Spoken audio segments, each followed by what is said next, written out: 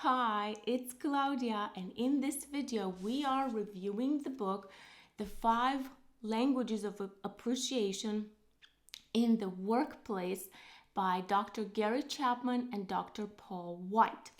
So, I originally picked up this book because for many years, growing up, I was told that I couldn't get a job, that I couldn't hold on to a job, that I wasn't going to be any good at my job. So then, when I turned to God 2 years ago, I realized that I had been given into my fear of all these things that I had heard growing up. And that was a mistake because the Bible teaches us that fear is a spirit. And as long as we give into it, then we're just going to become more and more isolated and you could say less free. We're going to become less and less free to do the things that we are meant to do in life. And this is actually when I decided, you could say, when I chose to turn to God, when I was, you could say, at the rock bottom. I ended up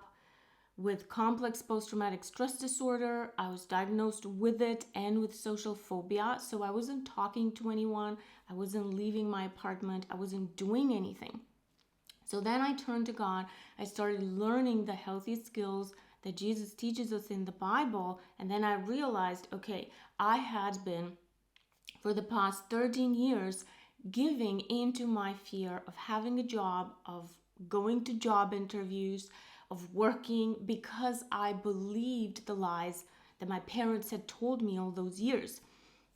So then this is why I picked up this book. I wanted to learn, I wanted to prepare myself to be professional in the workplace. I wanted to, I was hoping that this book could help me to understand how it all works, what is the appropriate thing to do and what is not in the workplace. So this is how I picked up this book, and it really has helped me a lot.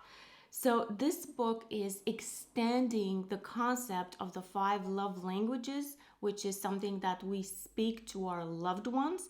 So this book is expanding on that concept, and it is talking about how to appreciate people in general. So this is specifically focused on the workplace, but this book actually has helped me to understand better the concept of the love languages, to be more loving towards my husband and towards my new friends, since I'm now rebuilding my life from scratch with Jesus. So the basic idea is that there are 5 different ways, 5 different love languages or appreciation languages that we people prefer to receive and to give love to others and from others. So what happens is that when I read the original book the first time, I was very sick. I didn't realize how sick I was. I only realized that later when Jesus started opening my eyes to the truth about my own behaviors. So what was happening was that the first time that I read the 5 love languages book, so not this one, but the original version, is that I actually used it as a weapon against my husband, and I just kept accusing him of not caring about me or not loving me because he wasn't able to guess what I needed and when I needed it the whole time. And this is because I wasn't aware of this concept of processing our emotions. So I didn't know what to do with my negative emotions. So then I ended up using this book, The 5 Love Languages, against my husband. Now, the second time that I read that book, I read it after I turned to God, and I finally understood that the book is meant to be a manual for me to learn how to speak all the love languages. And so is this book. So this book is not for us, to go ahead and to start sharing it with everyone at work because they may not be ready.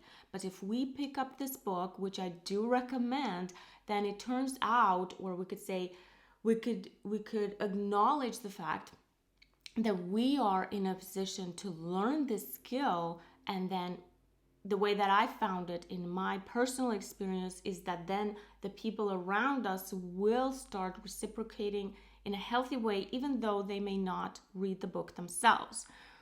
So what happened when I read the 5 languages book is that we took the test, and it turned out that from the test that my husband was words of affirmation. And so I started writing him a love letter every morning, thanking him for everything that he had done for me and for us the previous day. But it turns out, which is what I learned from this book, from the 5 languages of appreciation in the workplace, is that we all speak all the love languages, but not all the dialects. So me writing a love letter to my husband every morning was not actually doing for him. He didn't feel as loved as we were both expecting that he would. And then just by observing him, I realized that actually me taking breakfast in bed for him is something that he appreciates and loves and feels loved by much more. So this is what this book has helped me to understand, not just in the workplace, but in general, in our relationships, that we all have all the love languages and that they all come into play in different stages of our lives, or different areas, or different environments, or with different people, in relationship with different people. So then I was able, by reading this book, not just to be more aware of the fact that people are different and the people appreciate different things at work, but also in my personal life with my actual loved ones. So let's just look. I just selected out some quotes because this is one of the most frequently asked question, I would say. So I was thinking, let's just address it, which is, do the love languages change and how does it all work? Because many people, just like myself, when I read the book the first time, I was like, okay, if I write this love letter to my husband, then he's going to feel loved, and then, I don't have to do anything else. And that's not how it works. Because for any meaningful relationship, we need to speak all the love languages. We cannot have a meaningful, positive relationship without affirming or encouraging the other person, without spending quality time with them, depending which dialects they speak, without gifting them a card or a gift, in the appropriate times, without helping them in some way, doing some sort of an act of service for them, and without physical touch. So now this in the workplace is a bit more controversial, and there is a chapter that's addressing it, but in general, physical touch, if we take real life relationships, and we're not talking about remote work or friends that we have on the internet, then physical touch is an important part of that if it's going to be a healthy relationship. So the book actually addresses physical touch in the workplace. Sometimes you may feel like high-fiving someone, or like you pat them on the back or something. So this is kind of like the appropriate thing in the workplace. But what we are meant to be doing is to observe the people at work. And then actually this book offers a questionnaire, but again, not everyone is going to be interested in taking it or ready to take it, ready to learn this skill when we are. So we can just observe the people around us and then see how they interact with us, and then we can express our appreciation for them in the way that they find meaningful, which is kind of the whole purpose of this book. So let's look at these quotes that I selected about the love languages and also the languages of appreciation, because at the core they're the same thing, but they change. So we don't necessarily love the people that we work with, but we do appreciate them. So that's the difference between them. So let's look at some quotes now. First, one's current life circumstances can influence how one wants to be supported and encouraged. When an individual is going through a stressful time, the ways in which they feel valued often changes. Generally, quality time and active service become prominent during the times of stress. Why? Because in most cultures, spending time with others who are hurting and doing some practical actions to make their life easier are two common ways we care for one another. Secondly, the specific action steps within one's preferred appreciation language may shift with different stages of life.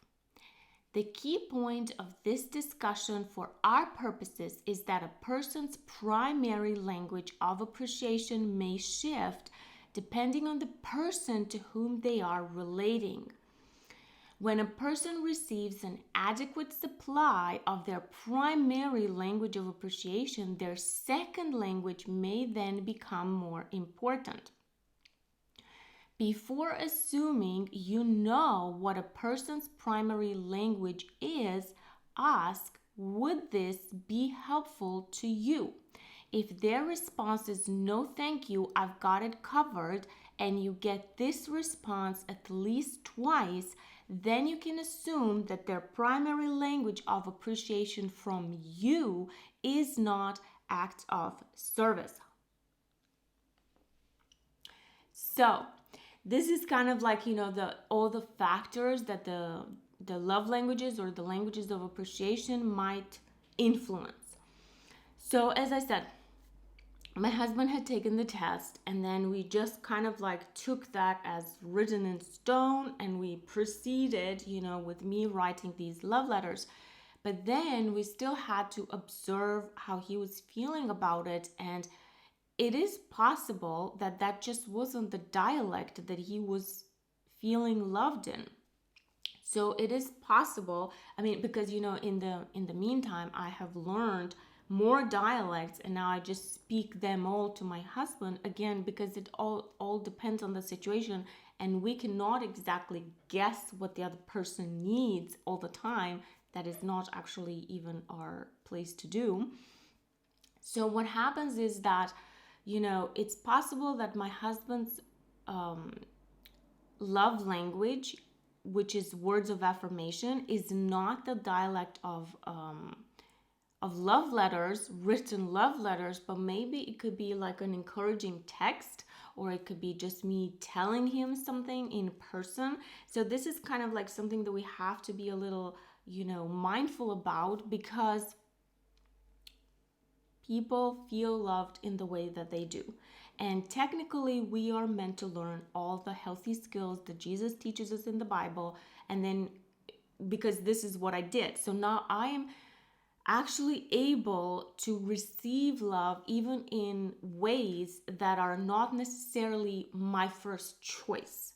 So the thing is that we cannot make other people love us in the way that we think that they should. That is codependency, and I have actually done that for 9 years of our marriage. So that is not right. But this is why we are focusing on learning these skills ourselves, because we can only make choices when it comes to our own thoughts, our own beliefs, our own words, and our own actions. But we have no power of choice over someone else's. So this is what this book is about understanding that people are different. And, sometimes, in the past, I would have taken it personally, and I have taken it personally with my husband in particular, that if he didn't feel loved in the way that I was willing to show him that I love him, then what happened was that, I ended up trying to convince him that he should feel loved in that way, which again is codependency. So this book and all the books that I'm recommending and that I'm reviewing are about our personal skills, are about us learning these skills. And what happens is that, at least in my generation, but probably not all of us, not just all of us, but I think that we have been taught mistakenly that love is a feeling or appreciation is a feeling. But the reality is that love and appreciation, they are first of all a choice and then a skill that we ought to learn. So the way that I had looked at this subject was, if I have the feelings of love, then expressing it will come naturally. But that's not true. And I have 9 years of experience in my marriage when I had the feelings of love toward my husband, and yet the two of us didn't feel loved, because it's not just about what I'm willing to do. It's about learning to love the other person, or to appreciate the other person in the way that they feel appreciated. So another thing that this book in particular taught me in general, again, not just in the workplace, although it's very, very good for the workplace, but it helped me to understand, especially when it comes to acts of service, that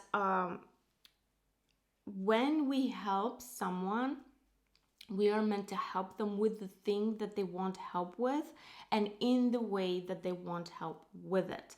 And this is something that I realized, that I was actually disrespecting my husband and my friends, since I started to have friends, because I was trying to show them a better way. But that's kind of like, it could be unhealthy, and it was for me, because they hadn't asked for that. So when it comes to acts of service, that's kind of like the love languages gifts 2.0. So we need to know the person, and we need to ask, just as this quote that I showed you says. So we need to ask, would this be helpful to you? And then we need to ask them, how would you like it done? Because again, this is about them, not about us. It's not about what would help me or what I think that they should find helpful.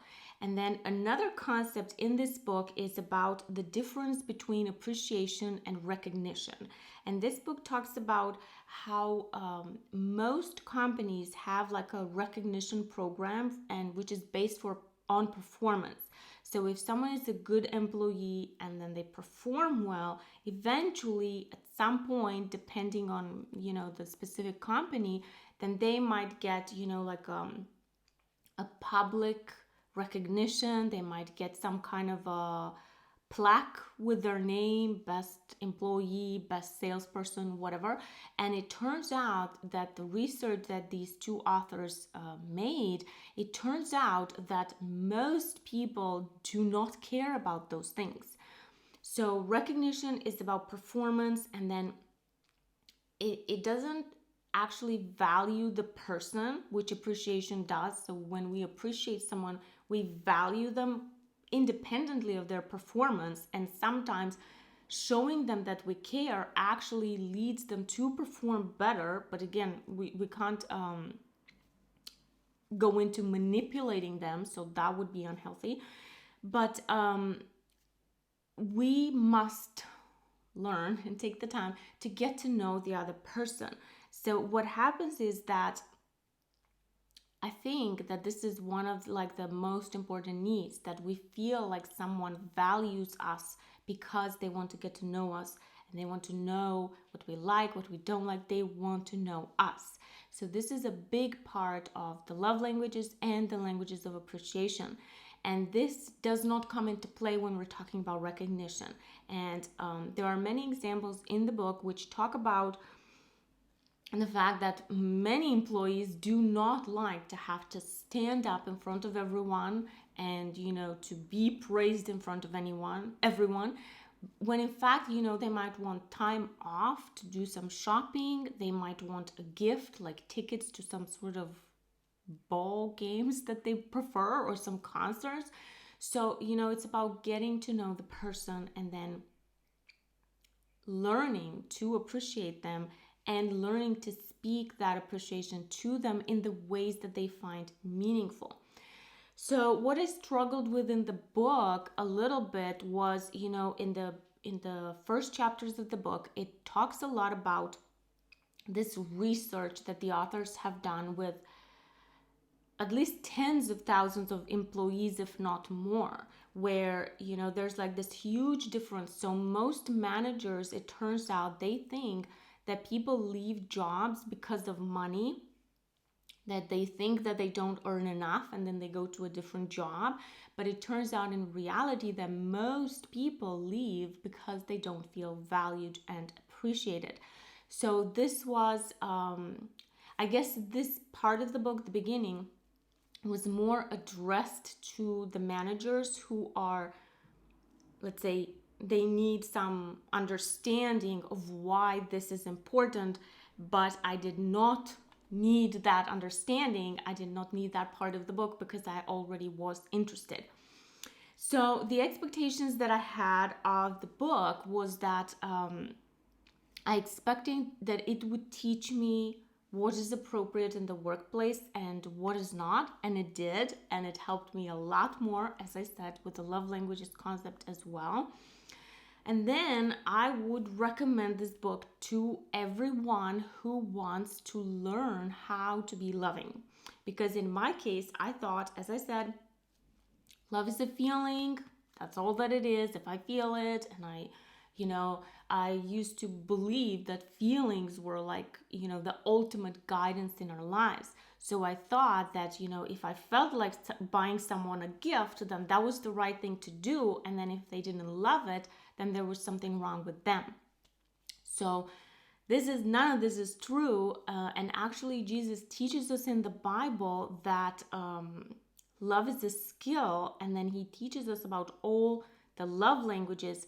But these books in particular are focused, and they are a more organized way to learn how to love other people, which of course, like all the life skills that Jesus teaches us in the Bible, they all come into play.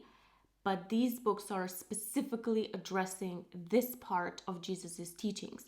But I did want to say that this book is not directed in particular at just followers of Jesus. As far as I remember, there's absolutely no mention of anything from the Bible or Jesus's teachings. This is based on the 5 love languages concept and then the research that the authors have done in the workplace with many companies. So this is the book, the 5 languages of appreciation in the workplace, and the authors are Dr. Gary Chapman and Dr. Paul White. And as I said, this book has helped me so much, and I hope that you decide to purchase it and to learn this skill and to be deliberate in the way that you choose to love other people, because of course this will help us overall in our personal lives, because then we will have meaningful and successful relationships. So thank you so much for watching. I hope that you found this video helpful. Don't forget to click the subscribe button, the like button, and the little bell button to get notified of future videos. Thank you so much for watching. I hope you have a wonderful day, and I'll see you next time. Bye!